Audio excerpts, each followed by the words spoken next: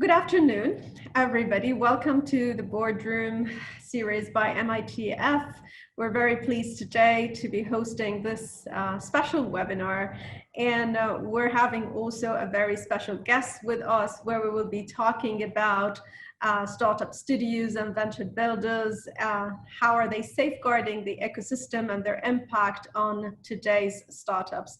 And something that we all know with the impact of the pandemic today, everything has been shifting and is being disrupted in many ways that we haven't seen before. And many of the entrepreneurs, they keep on telling us, you know, we thought we are the disruptors, but obviously we've been disrupted today in everything that's going on. And I think that's a good sign that they are aware of this. So I'm very pleased to introduce to you today my guest, who's a very special guest that's going to talk to us about a needed topic. And I think we've been asked a lot about it in many series and webinars before. So please welcome Alper. And Alper, I want to give you about a minute to introduce yourself, but obviously you're an investor, you're an entrepreneur, you're pretty much aware of the ecosystem in the region, in MENA and in different parts of the world. And that will give us quite an amazing overview, I think, today by knowing all the activities that you actually do for the ecosystem. So I'll give you about a couple of minutes, Alper, to introduce yourself and to introduce Enhance to us as well. Sure. Thanks, Amal. And if you don't mind, I think just looking at my face for an hour may not be so interesting to everyone that's attending. I'm going to share my screen and you know, share some slides or websites and do some show and tell. And maybe that's one thing that I can do in introducing myself as well. Let me share my screen. And I had made a slide. It's a bit of a fun slide I don't know if you can you see my screen? Yes, it's well and clear. Does it see context and logos as a slide? Absolutely. Okay, so this is me. Essentially, my professional life. I started my first phase of my life was a professional in the U.S. I'm an engineer by heart and by training, and I worked for some awesome companies early on. And then I got an MBA from MIT. And I guess that's the MIT, you know, Enterprise Forum connection there. And then I did some consulting at McKinsey, and that brought me here to this region. And I find it fascinating. I helped start a telecom operator here in the region, and I got exposed. This was 2008, 2009 time frame. And then I moved to the region and became an entrepreneur. And as an entrepreneur, I built quite a few businesses. Some of them successful, some of them failed. I did some management consulting because that's what I knew how to do leaving McKinsey. I did that mostly serving telecom operators and governments in the region. We built some businesses coming out of that. Then I helped build Food on Click, which is now Talabat. I launched that in Saudi, and started investing and angel investing in some businesses as well. And then in the last 4 years, you know, we became what we call a startup studio. That's called Enhance. It's this logo here. And it's a startup studio for vertical marketplaces. And I'll tell you a bit more about that in a second. But first, Amal, I have a question for you. Sure. If this is time on the x-axis, what do you think is the y-axis? What is like exponentially increasing, do you think, as I become an entrepreneur? I won't take too much of your time. Any ideas? It's not money. It's not money. Resilience and ability to accept more shocks, you know, and more of the changes that you see in the market. You know? I think you're onto it. It's white hair. Uh-huh. So, yeah, so you know, we all grow some of it every now and then, right? and in a facetious way, I guess what I want to communicate to people that are, you know, on this is that, you know, as I became an entrepreneur and started having a more riskier life, there's a lot of stress, and it's not all, you know, glory and fun and, you know, games. People think entrepreneurship is, you know, so glorious. There are some amazing times when it is, but outside of that, every day there's some hardship that happens.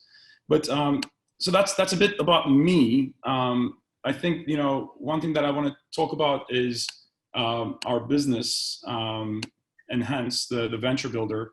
You can learn more about it, Enhance that online. Enhance is a venture builder, or otherwise known as a startup studio. A startup studio is essentially a company that makes other companies. So it has processes, and it allows essentially what we would call parallel entrepreneurship. There are a lot of examples out there. Some people probably know, like Rocket Internet, but there's actually about 500 of them out there. There are other examples that are famous, like Human Ventures and Pioneer Square Labs, or Atomic and Science, Blenheim Chalcott in Europe, or eFounders in France and Belgium.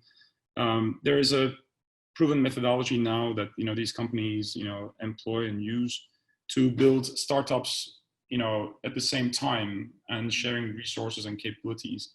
That's what Enhance is. Enhance is especially focused on vertical marketplaces. Our anchor business is Joy. I hope some people on this call have already used it. It's an online marketplace for gifts. We're live in 7 countries in 22 major metropolitan areas. So I'm in Dubai right now. So if I go to Dubai, you can see we sell products of a lot of offline merchants. And these merchants are mostly offline if they're not with us. We sell flowers, chocolates and cakes, and gourmet products, unique gifts, experiences, gift cards, etc. That's what we do. It is a marketplace. We don't actually cut flowers. We don't make cakes. We sell the products of others. And we believe in this business model, and we're launching more and more of them in the coming months. Another business that we have that is just launching is ToJar. It's ToJar.me. It's a marketplace and a mass enabler for gift cards. We feel that COVID-19 crisis created a lot of difficulty, especially for offline retail. And we thought about ways of helping them out and generating revenues and cash flow for them. And this is a model that's quite strong in other developed economies. So it essentially enables your favorite, restaurant or cafe or barber or hairdresser to issue a gift card and sell it ahead of time, essentially borrowing money from its loyal customers to provide services in the future. And that is a $620 billion, sector around the world. It's almost like non-existent here in the region. So we're trying to bring that here as well. Is that enough of an intro? I can go deeper into startup studios and etc. as you wish. Definitely talk more about the startup studios and all of that, and it gives us quite a wide idea about the activities that you're doing and how much are you supporting, because I see it that ToJar as well is touching and supporting multiple units of these startups and small businesses and allowing them and opening new platforms and frontiers for them. So probably your activities are actually coming up with these platforms, but also an enabler for so many under that. And I think just going back to what we're talking about mainly here today, which is this whole venture builder model, and maybe I want to dissect it a little bit before we go deeper into it. It's a new thing in the region. We've heard it, from different places in the world, but I don't think that we have many venture builders or startup studios over here. So I think for the sake of the entrepreneurs attending this session, it would be interesting to know the journey that the entrepreneur can go through in case, they went through a venture builder, and what processes and operations go through it, and maybe about the profiles of the entrepreneurs or companies they actually deal with. Sure. Actually, I can give very specific examples of this. If I just take maybe a few minutes on, venture builders and, why they came around and where they fit in a given ecosystem and developed ecosystem. First of all, we have this thesis, right? We actually think that the venture builder or startup studio model has matured enough and should be brought here, especially here in this ecosystem, where it would actually add a lot of value because we have a lot of friction in doing business across the region still. And venture builders are good at taking out friction because they allow sharing. But what is a venture builder? Let me share this one slide. If you think of this is financial capital in the x-axis, and this is the human capital invested in a startup in the y-axis, you have angel investors that put in, $100, $200, $50,000, in a business, and they'll invest in a given month, half an hour, 1 hour, 2 hour, in a spike when there's like fundraising 10 hours, etc. Right? And then you have accelerators they'll put in $100,000, get some of your equity. They'll put in a bit more time, at least while during a cohort. You have VCs, institutional investors, that'll put much more money, millions of dollars, and they'll put in some amount of time.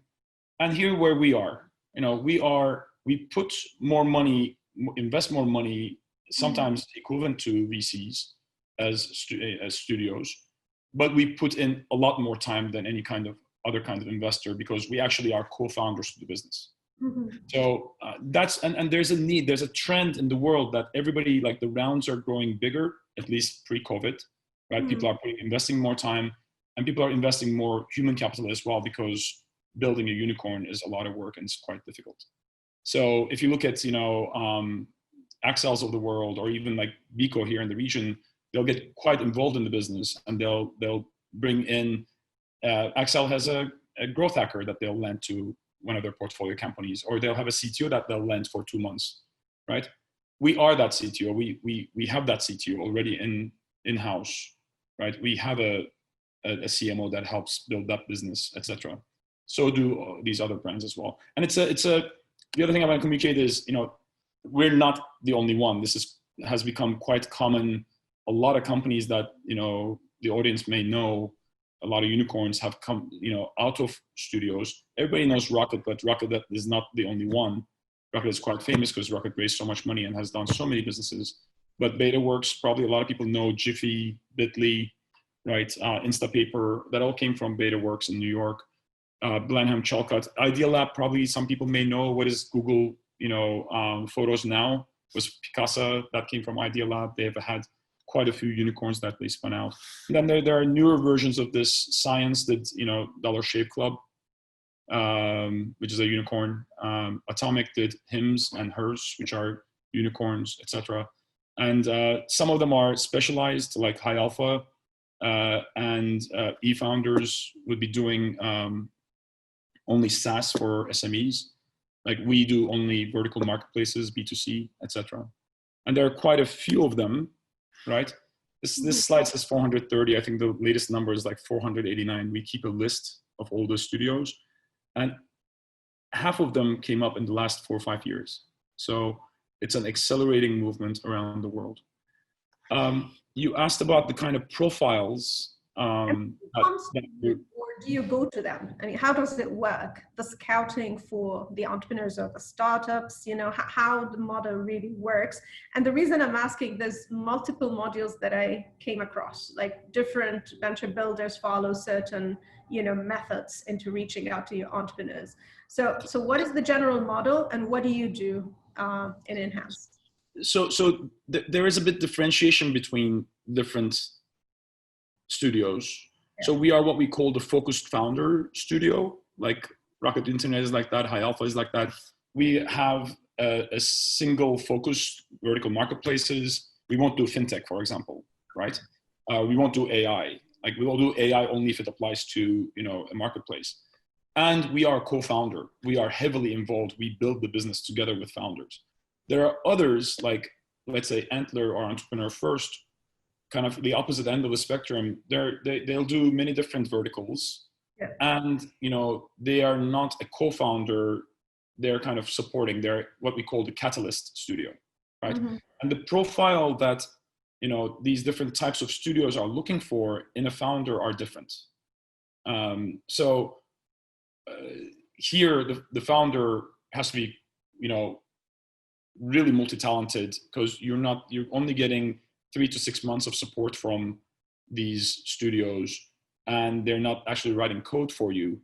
But in our case, if you're a rock star, but you're not too tech savvy, yep. Right? We'll help recruit a tech savvy co-founder for you, a partner for you. And we have a pretty tech savvy team that can support you, right? And how do studios source such talent? There are 2 ways. One is organic.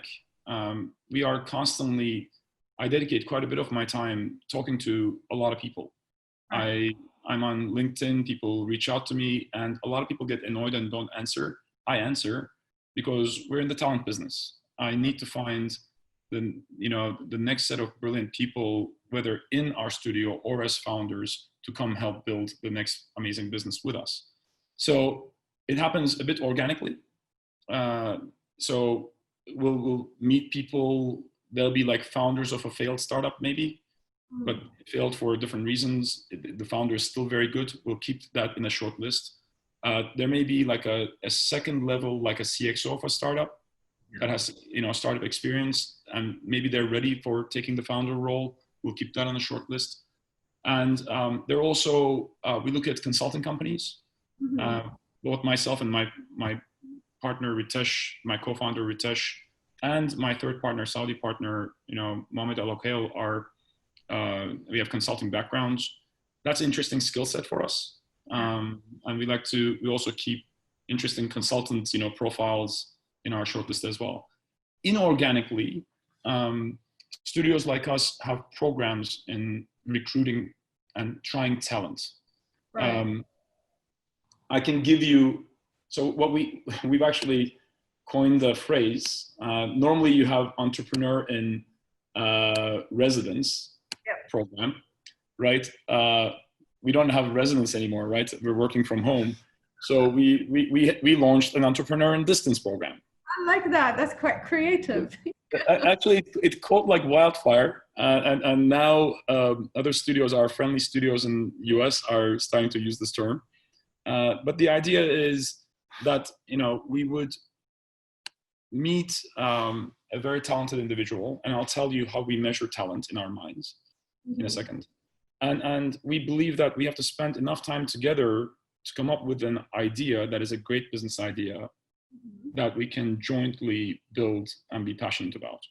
So that's what this is. This is, quality time spent together discussing things that we're passionate about, that we feel would have an impact in our economy and would be a great business to build. And what are we looking for? Our goal is to find that great idea, build a world-class team together, like between us as a studio and that founder. I wonder if you expand the slide, maybe people can see the text better because it looks pretty small. Or is it? I'm just a bit afraid that if I do that, I have 3 screens. It's going to jump around the screens. Okay, so we don't want to. If I get rid of the ribbon, I can make it a bit better. Okay. But we want to find, if you just read the large yellow font, I think it's okay. We want to find the great venture idea together, and we have a methodology in which we do that. And then we want to build a great startup team. We want to test, right? At least for a month, up to 12 months. We want to see if we want to be in the same room together, right? Because it's not only about capability and skill, it's also about chemistry. You're going to spend a lot of sleepless nights working with this person, building this business. Yeah. It's tough, and you want to make sure that you're enjoying it. And in the process, no matter what happens, even if we don't end up building a business together and we part ways, that both sides feel like, we learned and we grew in that process. Without laboring the point too much, I think you asked for like what we're looking for. Yeah. And the selection criteria for us in finding a founder to build a business together is essentially the selection criteria that we use when we're hiring top talent within our studio. And we measure on 5 fronts. And you'll see a bit different version of this in different studios around the world. They may not be, as precise about it as we are. This comes from a bit our consultant background as well. We use this kind of, framework in our consultant lives. But we're essentially looking for, a rock star, leader, business leader, who's exceptional in problem solving. This you can get just also looking at someone's CV in some cases, the kinds of work that they've done. Have they been involved in, complex problem solving in what they've, done in the past, in their schooling even, right? Are they really hardworking? Is the drive part? Then, there are people who are very intelligent and who are very hardworking, and some of them don't actually end up getting anything done. So that's the third thing we measure. Like, if they worked 8-10 years, let's say this, entrepreneur in distance is 32 years old, has already worked 10 years, has she or he accomplished much, right? That's for that amount of time, having worked really hard and being very smart about it. We looked at, and then we look at leadership, both up, down, and sideways. And there are ways of, that we look at that. And finally, attitude.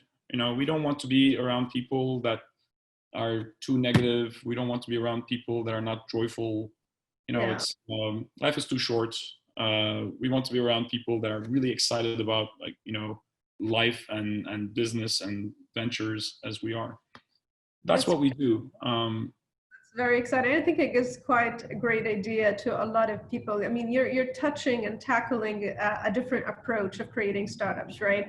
Not what we're used to actually here in the region. I may have heard of a couple of places that are doing this, but they do it on a low profile, and mostly angels are supporting other entrepreneurs, and they bring them some of the ideas. But we haven't seen much of like official startup studios really spreading around yet.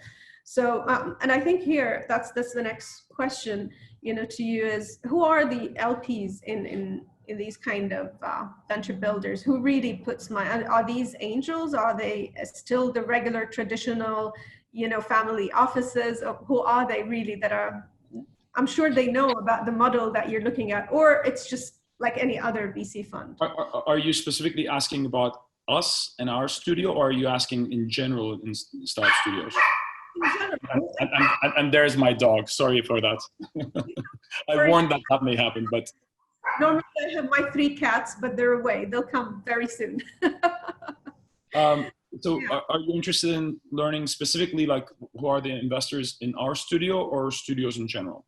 I mean, it would be interesting to know about you because you're in the region, right? So we are, as far as like a proper Starb Studio that's operating, in that studio model, I think we may be it in the region. We hope that more are coming. So our investors are, both institutional, and I can tell you who they are. I mean, this is, available on their website and our website. So we have 500 startups, both from their global fund and their regional funds. We have Hala Capital from Saudi, Sharuk Capital from Abu Dhabi. We have iNet in Saudi, and we have Khwarizmi Ventures, Qadi Holding in Saudi as well. And we have 2 Culture Capital from New York City. And those are our institutional investors. And then we have a long list of a consortium of angel investors as well. Quite a bit of our funding is from Saudi. Saudi is our main market. For all the businesses that we've built so far, and for all the businesses going forward, we can't imagine, scaling those businesses without that market. So we're quite, focused there, and we aim to have, Saudi as the largest market in almost everything we do. And that's why we have a partner specifically, sitting in Saudi and working there as well. And normally I'm there all the time. Before COVID, I've actually spent quite a bit of my last 10 years there. So those are our investors. It's not the easiest pitch in this region. We had to educate the ecosystem on what is a Starb Studio, what is a venture builder. I think 4 years ago when we came up with the model, the typical answer that we would get, people didn't know that this is so common thing in developed ecosystems. And the typical answer we would get is like, hey, just concentrate. Why don't you just do Joy? That's a great business. Just do that. And here, please take our money. And we would say, no, we're Starb Studio, right? We'll do Joy, but we'll do like so many more things. And then we will benefit from Joy's capability on those other things. And they wouldn't understand. They're like, no, focus is the way. And that's, a founder should be focused. So we ended up writing this white paper. These slides that I'm showing you come from a white paper that, the audience can download it and hence that online. And it turns out that there are a lot of very brand name investors that invest very large amounts of money. You can see this, you don't have to read this now, but you can see it in our white paper. These are brand name studios. They're our friends now, and they've raised significant sums of money. Rocket, Rocket has raised, more than $2 billion, but there's Atomic that raised 170, BetaWorks has raised 50, Entrepreneur First has raised $182 million. And these are some very brand name VC investors, institutional investors, large family offices, super angels, etc. So it's getting a lot of interest elsewhere, and it's getting increasing interest over here as well. So hopefully you'll hear more announcements on this front from us here in the region as well soon. That's great. And why do you think this model is actually coming now? I mean, what's the situation, and why is it urgent that we have more of these models of startup studios and venture builders? I mean, in the region here in Saudi and UAE and in the Gulf in particular, we've got a lot of accelerator programs, a lot of incubation services. Sure. All of that. And as you mentioned rightly before, some of them would actually provide grants, some of it would offer, to take part of the equity in exchange for services and other type of support. So do you think today, after COVID-19, and what happened, and we still part of it, we're not out of it yet, is there a need for such activities in this region in particular, knowing that there's a lot of venture capital funds, in Saudi and in the region, they're still looking, they still see that there isn't much of a pipeline, right, in the region. They're looking outside, not inside mostly. So, so why do you think, or do you think that this model can actually support, and are we in need of more of those for startups to grow? The reason that we feel Starb Studios are advantageous is because it's essentially lets you build a startup cheaper, faster. Okay. Right. That's our hypothesis. That's the hypothesis of all these people, right? Mm-hmm. They believe that Pioneer Square Labs, who specializes a lot in like AI technology based out of Seattle, or Forward Partners based out of London, etc. They believe that if they do things all under one roof, multiple things, they'll be able to build the marginal next thing faster, cheaper, right? Mm-hmm. That's our hypothesis as well. And I think, and you do that by sharing all across, you share your strategy, admin, HR, you share your fundraising, you share your technology, marketing, etc. And if you believe that studios are making startups faster and cheaper, COVID-19 and this crisis has made it that much more acute, that need, right? So now, for example, we launched ToJar from idea to launch, 1 month. There is no way we could have done that if we were a standalone business, right? If ToJar was not in our studio, didn't have our resources, offices set up, all the hiring done, funding available, a database, connections to, like, we're turning on, Joy has 500 something, 500 plus merchants. We're porting those merchants, they know us, they make money from us. We're telling them, hey, you should join ToJar, and they're joining, right? That is needed here. That is night and day. ToJar would have taken writing the code without a backend in place for Joy. Writing the backend would have taken 3 months. Another month or two on the front end. It would take us 3 to 6 months to launch it technically. We did it in 1 month. Okay, it's beta, and yes, we'll improve it. But and we have the trade license. We have a license, from Sagia, from MISA in Saudi, so we can go live in Saudi. We have bank accounts already. I mean, how long does it take a bank account in this country for a startup, right? We already have it under Enhance. So in that sense, it's an incredible expediter of business. I think what's needed, as you mentioned, there's a lot of companies during the crisis, that a lot of great ideas that we've seen, but the infrastructure was not there, the support is not there. You really have to build, the network around the company, the right expertise, back it up with all of that in order to bring it in time. So I like that value proposition of faster and cheaper, which is the essence of today. But back to your point that there was really not much of understanding, from the investors of the early days, like there's no focus or look into that. Now you kind of proved the concept, right? And there's others that already have seen, and they know what you're doing, and maybe they believe in it more. Do you think investors now would jump into this? And the reason I'm asking about that, I've heard about a couple of startup studios that are looking to actually launch quite, recently. So do you think their journey will be easier? I think so. Our life is getting easier. Nothing is easy, maybe a little.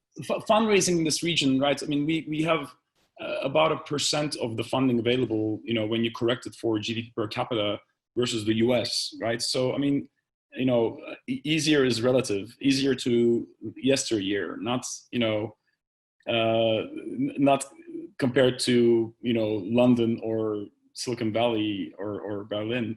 But it's definitely getting easier. It's getting easier because we are generating a bunch of content as Starb Studios.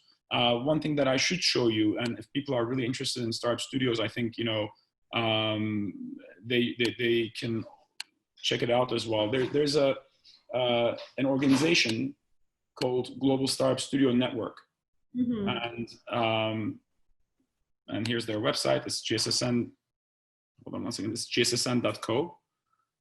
So we are on the board of this organization. Some 14 months ago, a bunch of us got together and said, we're all having the same problem, telling the story. Although what we do is amazing, what we think, right? A bit, you know, subjective, but we're having a hard time telling the story. And we're essentially going through what accelerators went through, let's say, a decade ago. Right?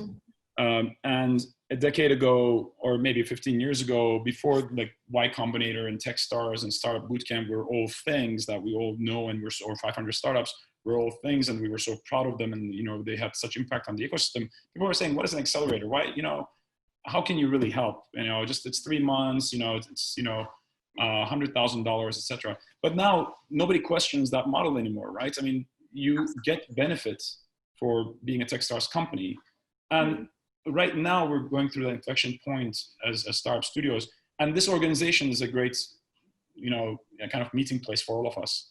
And essentially, it's a global network of these studios. More and more are joining every day, and you know they have their own white paper. Feel free to, you know, download it from gssn.co. Learn more about it. If you want to get in touch with them, as I said, I sit on the board. Let me know. Reach out to me on LinkedIn. I'm happy to put you in touch with Nick and the team there.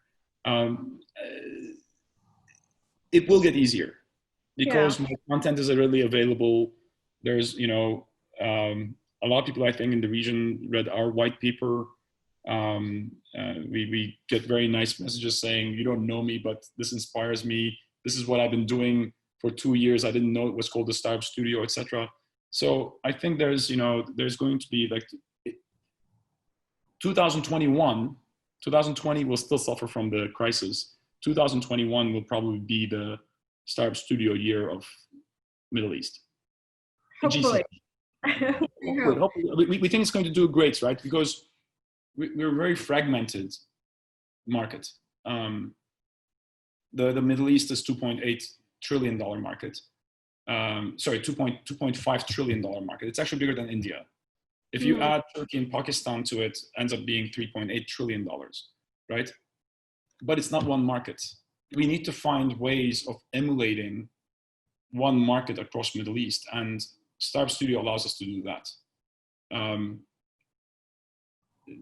I've lived most of my life in the US. US has such an advantage over us because with one button click, you can launch a business across some 350 million people in 50 states with one currency and essentially one language. We don't have that here, unfortunately. So we need to find ways better. We cannot just, our way cannot be just trying to do what Silicon Valley is doing. Yeah. They have advantages over us. We have to do something different. And we think Startup Studio is one way to do that. And maybe what Startup Studios can provide is the aspect of the localization and the understanding of the culture that you've mentioned with the team that has the diversified portfolio. You probably choose to be in certain part of the world to focus on that region. And that's where that humanitarian part would come, you know, you understanding that place more than anyone else, know how to talk to the founders over there, know how to attract them, how to bring them really into the projects that you're working on, probably would be one of the greatest assets. And I've been actually, I read something, you know, a couple of days ago, and it says that startup studios are offering opportunities to older entrepreneurs that have been in the job market for quite some time, but they didn't dare to do the jump because they have responsibilities of families, but they're really good. They're technically amazing, but they have their own, kind of responsibilities. So is that, I mean, is that really one of the things that we can look into? Because I honestly have seen some of the great founders, they have jumped into the startup world after, 45 or 50, and they're doing great. But it took them so long. So do you think this model will expedite, that sort of jump, since it offers, some of the startup studios offer salaries and kind of compensation and work with us in exchange, for that. So how does that work? So Starb Studios. So this thing that you read, did I write it? Because that's really like I've written. I so believe in that. One great advantage that studios have is on the talent side, both on the studio side and sourcing founders. Let me first talk about how we have an advantage on sourcing founders that a typical startup, a VC invested startup may not have. If you are, especially here in the region, if you're going to say, I'm a founder now, I'm going to build this business and I'm going to go raise money for it, etc. And if your parents are not super rich, there is a pretty high chance that for some extended periods of time, you are not going to pay yourself. So unless you have a nice long runway, it's a pretty risky proposition, especially given what I mentioned as the fundraising reality here in this region. It's getting better, but not good enough still. So this takes out a lot of people, because of this higher risk of being a founder in this region. There's also cultural things a bit. Still, like failing is not such a good thing. So so that takes out a lot of people who who have two children, right? So let's say, what's the cost of that here in Dubai or Abu Dhabi, right? To send them to school. What's the cost of having a 4-person core family for health insurance? So a lot of people are kind of taken out of the startup game because they cannot take that risk and say, I'll be okay if I don't pay myself for a year, or my husband or wife will not get upset, right? So there's a lot of family pressure on people that are otherwise quite capable, for them not to take risks like this, and understandably so. Studios are different in that we say, hey, you know what, we're going to do a lot of the heavy lifting, and here's this money, right? We already raised it for you, right? And we're going to give you a respectable salary. That respectable salary, it's not a handsome salary. You can definitely make more if you worked at a bank or a telco, right? Or consulting company, much more. But you'll be able to pay the bills. Yeah. Suddenly we pulled in, this, I don't know how to put a number on it, but we pulled in that 35 to like 35 plus, more experienced, really capable founder into the ring, right? So that's one thing that we do. The other thing that we do is, there are other founders out there that are quite capable, but are lacking like one skill set. Let's say, I mentioned before, like technology, that they're very good at marketing and sales, and they're very, good at as a leader, etc. But they don't understand tech so much. Like they cannot, they don't understand, how to talk to a CTO. Or vice versa. They're a very technical founder, and they're very uncomfortable. They're, they don't want to sell anything. They don't want to talk to customers, etc. Studio comes in and really like actively on the ground supports whatever the missing piece is, kind of like becomes a co-founder. Just like in a 2 co-founder startup, you wouldn't expect every skill set to be in each one of those 2 founders. We essentially don't expect that from our founders either. We love it when they're all rounded, but if something is missing, we say, hey, you know what? This is why we're here. We're here to support you. So that's on sourcing founders. On sourcing talent to studio, I can tell you, we have a genius CTO in our studio. He would not have joined us if we were just Joy, which is an awesome business. I mean, it's profitable. It's really fast growing. A lot of people would like that, but, to be the CTO of a online marketplace of gifts, the biggest in the region, etc. But this CTO wouldn't. He needs more challenges. He needs to do this and then do ToJar and do the next thing. And he's a brainiac. He wants to keep on learning. He wants to be challenged, because that's his progression of his career. So a lot of talent, you know, I think same can be said about our CMO. He probably wouldn't have joined us if we were just doing joy. So a lot of talent loves this model because it lets them learn more by doing multiple things and having a chance to, maybe they like one business and they say, hey, I don't want to be the CXO of Enhance anymore, the studio anymore. Can I jump and be a co-founder in this venture? And we're okay with that, right? So studios end up having a lot of talent advantage, we feel, both on the founder side by unlocking people who wouldn't otherwise be founders, and on the studio side for people who wouldn't normally join a single standalone startup. Very, very good, way of thinking about talents and understanding their needs. And as you said, there's a lot of talents that they need to be challenged all the time. And I think profiling maybe your talents was one of the most tricky stuff that you do in order to understand, that they're fit or not, and where do you place them and what opportunities do you match them with.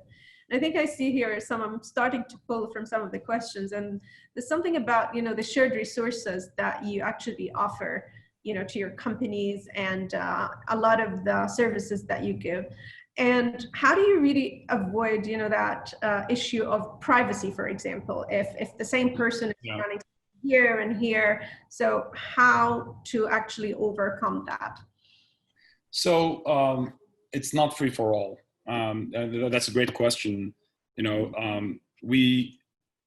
When I was talking about the attitudes that we're looking for in our entrepreneurs in distance, or our potential co-founders, part of that attitude is willingness to share and share best practices. Hey, I just learned this. I just figured out how to shave 20% of my acquisition cost on Instagram, and this is how I did it. Right?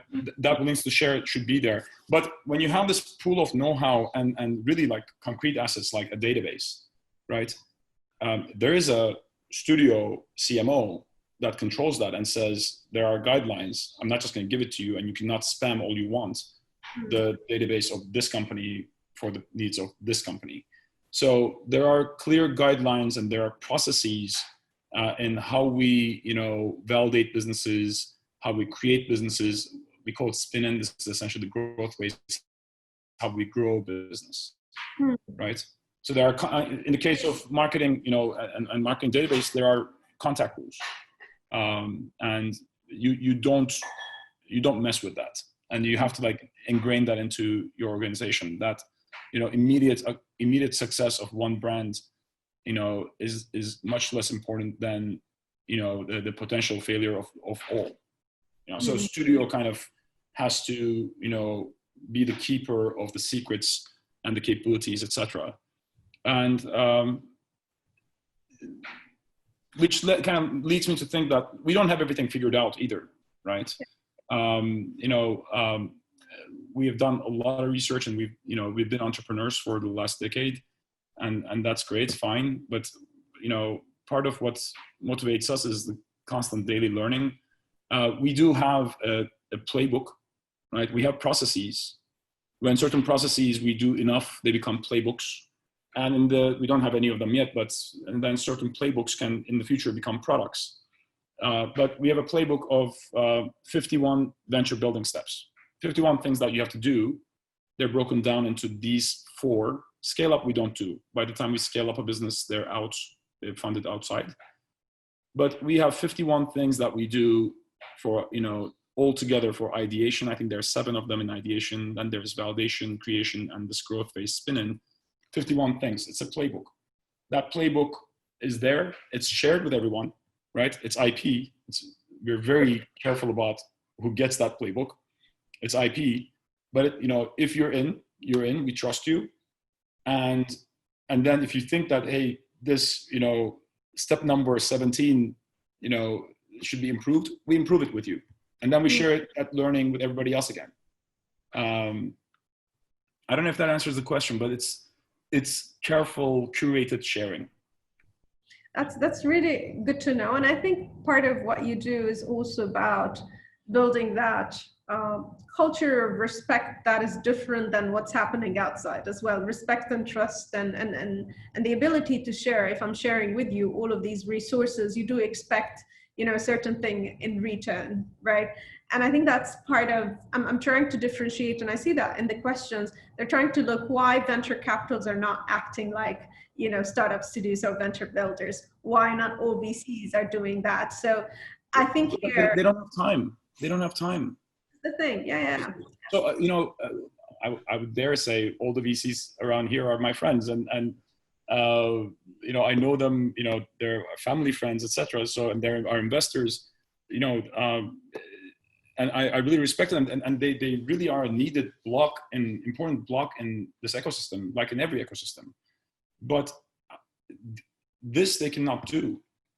They have to talk to, but they have 10 people approaching them for money a day. You have to respond to that somehow. They have a very large funnel that they have to kind of work through, and they have to make so many more investments than we have to make, because they have to find that unicorn, right? It's a bit of a numbers game. Yeah. So, and thus you can call and advise an hour here and there, but this building, of a playbook of 51 steps and validating it and improving it with individual ventures, it's just there are not enough hours in the day for them to be able to do. It's a different operating model and different tasks that they are taking on a daily basis. We are actually co-founders. We're doing this with you, right? I understand our tech stack and why we made the choices that we made. I understand our marketing tech stack, right? I'm deeply involved in figuring out our growth engine for Joy, right? I get involved. I read copy that we write for the notifications that we send, and I'll make a comment. Maybe not all of them, but I'll get involved enough. And my team thinks that, Alper may see this. They never say, I'm not thinking of that with my VCs, my VC investors. They don't know what I do day to day, right? If I'm their investment. They know at a high level, we report to them, they ask questions, we have sessions, but once a month, not 15 hours a day. We're 15 hours a day. Or more. And I'm saying 15 just so we're not too scary. Yeah. At times maybe more. So. Sometimes it's 24/7. You keep your phone next to you and the laptop on the other side. And maybe one thing to add on that front, like we also we have more time to have fun as well. Yeah. Right. I know my team. So it's as Kotan, we have every 2-3 weeks, we have a happy hour with our tech team. And we call it not so technical happy hour. It's we sit and have coffee together at the end of the Thursday, and you can talk about anything but business. Quite a challenge. So, but it's amazing. They've met my kids. They met my dog. I know what movies that they like and what books that they read. And that builds a real team environment, and that fortifies that sharing that needs to be there.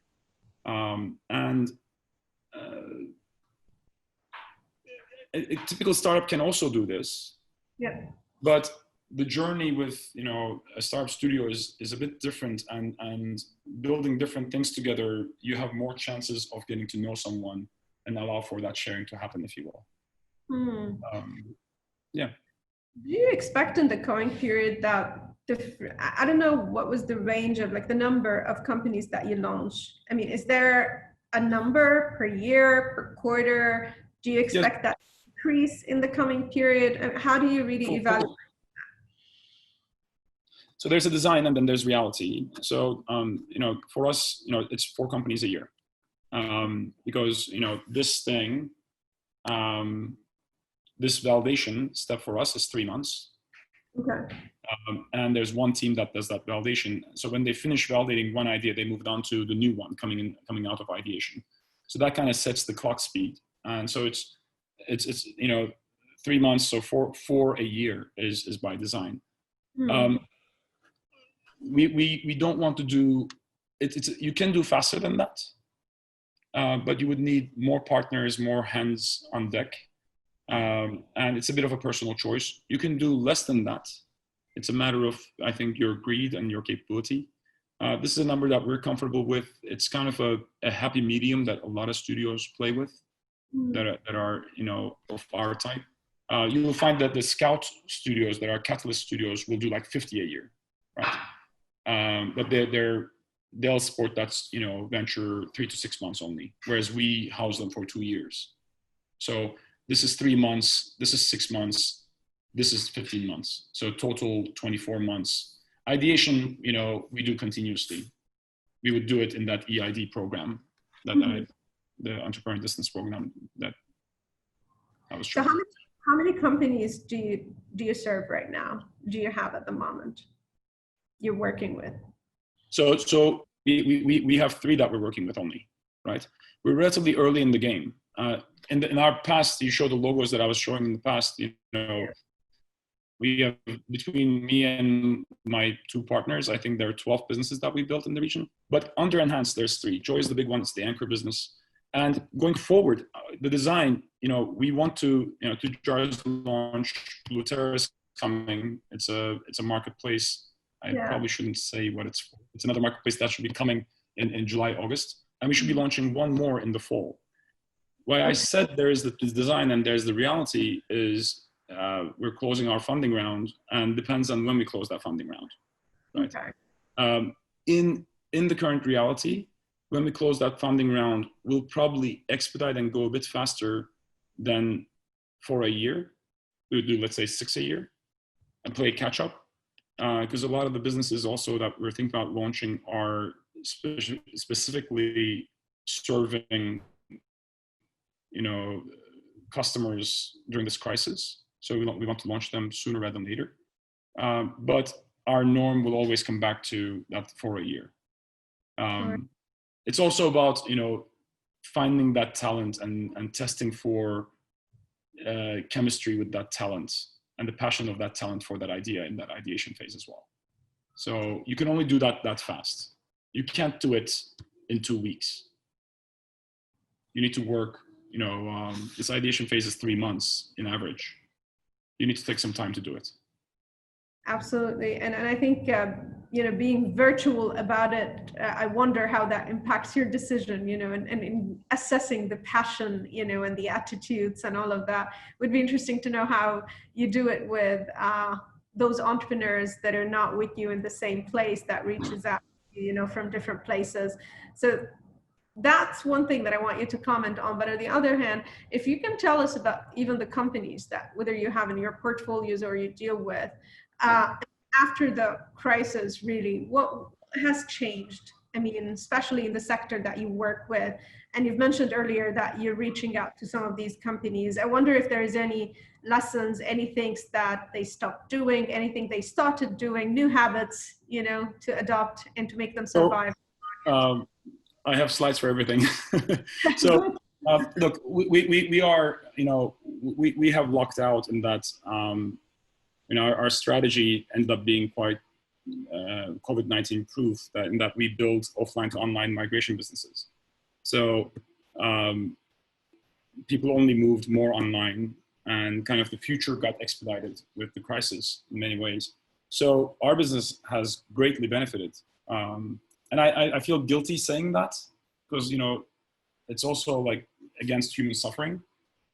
But for us, it's been a humanitarian crisis, not a business crisis. And there are startups out there, if you are delivering groceries, right? We've seen, if you were on digital content, gaming or video, we've seen, great successes built over the last few months during the crisis. But consumer behavior has shifted. I mean, this is a presentation I had made for, leaders of SAP a few weeks ago. And this was just comparing our organic traffic. And this is a heat map of like days of the week. And days of the week and hours of the day. This is our organic traffic, like, the first 1.5 months of the year. And it was like really heavy in the afternoons of like Tuesday, Wednesday, Thursday. And this is, starting from April 1st, 1.5 months, like people have shifted their shopping more at night. There's a dinner break, but they're shopping more at night. They're shopping on the weekend. Our weekends used to be like 20% down and 20, 30% down in sales. Now every day is the same. So thus, we've had amazing growth. We've been growing. This is, I think, Joy. I don't give the y-axis because that's confidential, but this is, like Joy's growth has been amazing. In fact, we've probably hit more than 80% in this quarter versus the previous quarter. So that is what happened to us. Others have not been as fortunate. We have friends who are building travel and hospitality startups, and they've greatly suffered. Others have not been successful, even though their demand has not gone down, because they haven't been able to innovate and put out products like we have. We put out new product lines. This is again for Joy. We launched the influencer store. This is, I think, our Saudi store. So there are a bunch of influencers that sell their, they have their own stores within our company. We launched an augmented reality, product for our app and mobile site, etc. That you can this is not a real flower. It's an augmented reality flower. You can actually put it on the table and see it before you buy it. And we actually cut our, site speed or site load time, 60% in this process. But that because, we were already comfortable working remotely because we're in 7 countries and our tech team is, remote, etc. If your tech team was here and you were used to working with them day to day, I think a lot of startups suffered when they said, go home. And it took them some time, a month or two, to communicate tasks, launch Slack, get that Zoom account, etc. So we were lucky in that sense. So for us, it's been a story of a humanitarian crisis, but a business on, thriving mode, mostly. That's very interesting, and I see that there's quite a variety of things that has changed and shifted, and maybe the speed and action was the highlight of all the companies that survived really during the pandemic, because we've seen all these new services that have been launched, in Saudi and in the region as well, that we really haven't expected to see them. Everyone was worried about certain deliveries from certain stores, but we've seen even partnership between some of the large corporations and the startups that existed in the delivery and the logistics. So definitely speed. The ones who acted and went to it right away are the winners today that have raised the rounds and basically sustained and stayed in the market. And maybe that's one of the things that it becomes the norm, that speed of action. Maybe it will expedite the experimentation, and startups will be less worried and less scared. I think a lot of people are getting trained very quickly on the kind of clock speeds that startups need, because I think the crisis forced pivots on many startups, and pivots by their nature require faster action than you normally behave in your typical firefighting, and they need more creativity. They need better business development skills, better tech skills, better marketing skills, etc. So I think a lot of people end up building a lot of capability very quickly, and we will benefit from that in the long run. I know it doesn't maybe feel like that for a lot of people right now that have suffered, their businesses have suffered. A lot of startups have shut down, those are not so public, right? You don't announce it so publicly when something's going really bad. You hear about the stories of fundraising, etc., much more commonly, but a lot of people have suffered, but those people probably also, came up the learning curve and learned quite a bit about their skills and what they're missing, and, and how they can fill those gaps, etc. So I think we're reaching, the end, unfortunately, of our time. But I see, one question from Alex, who says he's met you 2 years ago or 2 years and a half ago, and he's asking a question here. So I wonder if we can take all of them or just a couple. But one of the interesting ones here is about your equity package range when you look at the investments. How do you really look into that? So studios vary greatly between what they provide, what they take as equity and what they provide to the founders as equity. So you'll have variance from let's say Rocket Internet will provide a few percent typically to their founders, very small, equity. Whereas like some studios that are like the Catalyst studios that provide less money and less support will get like 10%, 15%, right? So it can vary like from 15%, 10%, 15%, all the way to like 99%,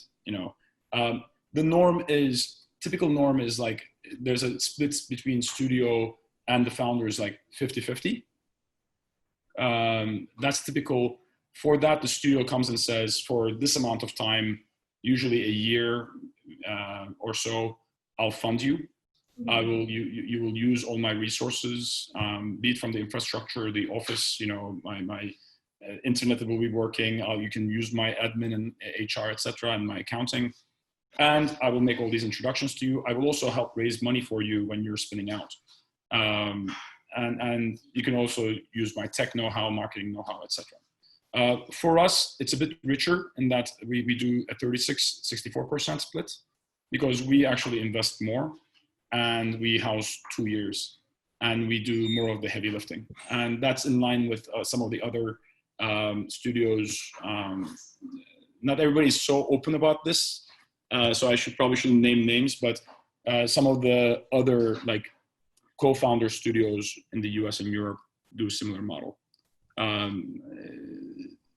If that was the question from Alex, that's how the equity split is. And then you bring on investors, and that dilution happens when you're spinning out.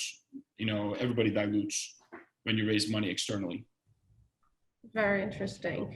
And I think in the last few minutes, probably to wrap up, Alper, if we can talk about, the importance of really resilience at these times, whether it's from the ecosystem builders, or, how much can we really talk about, that need for the ability to change and to pivot, and to be prepared. How do we really prepare for these times, which nobody... a statement that said that no one is an expert because no one has passed through this before. So I wonder if we can just have the last couple of minutes, on that. Yeah. So I'm smiling because you said like build resilience, and my next slide on this deck, which is not rehearsed, right? We didn't agree that I chose to, was about building resilience. So look, first of all, just a quick side note. We really like this framework. And for the founders, out there, this is Brad Felds, the founder of Techstars, and Foundry Partners, founder. This is a framework that he uses. He looks at companies as like a customer machine, which is like marketing and how do you get the customer, how do you behave with the customer, the product machine, what do you sell to the customer, how, and company machine, how do you organize yourself? So we look at our ventures like that as well. So in the company machine, we were thinking about how we built resilience. I think everybody went out there, from different stakeholders, from the startups to the investors. Everybody said, hey, whoa, we don't know where the next batch of money is coming, right? We don't know what the customers are going to do, how much sales are going to come in. So early days, of course we stayed safe. We went home. We believe we were the first startup in the region to start working from home. We looked at the numbers late February. We said, this is exponential. This is not going to stop. And some of our, teammates were getting, antsy about being in the office. So we said, let's go home. So that's one thing. I think everybody did that, right? And I'm very happy to see how quick everybody was to respond and being safe and delivering contactless and not being in the office and, and not having that meeting, etc. Everybody reduced burn. Everybody asked to reduce burn. Everybody reduced burn. Those who did not, we reduced burn. So my salary is cut 100% since although our business is doing great, right? But we have to build resilience. We need to make sure that we have even longer runway in a time of crisis. So I think a lot of people did that. A lot of people looked for ways of pivoting and doing something else as well. So for example, in Saudi, we got an adjustment to our trade license, working with, Ministry of Investment there, so that we can actually do our own deliveries. Before we couldn't do our deliveries. We had to use a third party. We didn't have the license for that. we see this with a lot of portfolio companies, and we see a lot of investors helping their portfolio companies do this kind of adjustment as well. And everybody is trying to raise money to make sure that they have that extended runway. This, increasing investment and reducing burn kind of goes hand in hand. You just want to make sure that you're around longer to weather the storm, right? Even if, your business did well. And I think people are looking, those people who are moving from kind of crisis management to thriving mode are looking at building new things as well, right? And we are the lucky ones. And not everybody's doing this. A lot of people are still firefighting, and they'll be firefighting. A lot of them will disassemble. If you're doing travel, you can only pivot so much, right? But some people are doing this. Everybody is doing this stuff. Everybody's doing this stuff. Some people are building new stuff. And everybody is, I think, constantly watching and learning. We're all trying to be better. We have a group of entrepreneurs, some 200 entrepreneurs of the region in one WhatsApp group. And that's what everybody's like trying to figure out. Like, what is the, information out there, the right information that can make us predict, what's going to happen in a month, 3 months, 6 months, a year. So I can do my business accordingly. Absolutely. And I think, even when you mentioned, that startups are moving from the case they are in into thriving, nobody's talking about growth anymore. They're talking about thriving in current circumstances. And I see here somebody's asking about what would the startup studios offer, and maybe that's part of safeguarding, how a startup journey would go on. Probably knowing more about startup studios and what they offer is something interesting, could be useful to some of the ideas that may fit the model. We're coming here to the end of our discussion. I know there's a lot and questions are just adding up, but I think I have answered most of them throughout the discussions. Like, I kept on bringing some of them here. Alper, it's been really a pleasure. There's a lot to learn. You've got a lot of interesting slides that I see people are asking if it could be shared or found. You've referenced the website, I guess. Yeah, I think some of them we can share. Others, maybe. Actually, I think a lot of them, we can share. I didn't show anything, that confidential. Definitely, if you're interested, download our white paper. It's at enhance.online. Download also, Global Starb Studio Network's white paper in gssn.co. And there's so much information there. A lot of the slides that I showed are already on there. And if you're interested in, looking into becoming an entrepreneur in distance for us, please reach out. We are going to publish the slides for that on our website. There's going to be a form that you can actually apply. We'd love to meet amazing people and kind of share our passion and hear about theirs. So thank you so much. We can feel your passion, Alper. Working with you would be a pleasure for sure. And we can't wait to see the next startups coming out of your startup studios and others that are modeling what you're doing. Thank you so much for everyone. And we apologize for the ones that we didn't cover the questions for, but hopefully you can reach out to Alper as well at any point. And everyone, have a wonderful evening and have a great day, Alper. And thank you very much, Amal. Thanks for a great moderation as well. Really great conversation. Appreciate it. And thank you to MITF for organizing that. It's been such a pleasure. All right. Thank you. Well, you all have a great day. Bye-bye. Bye-bye.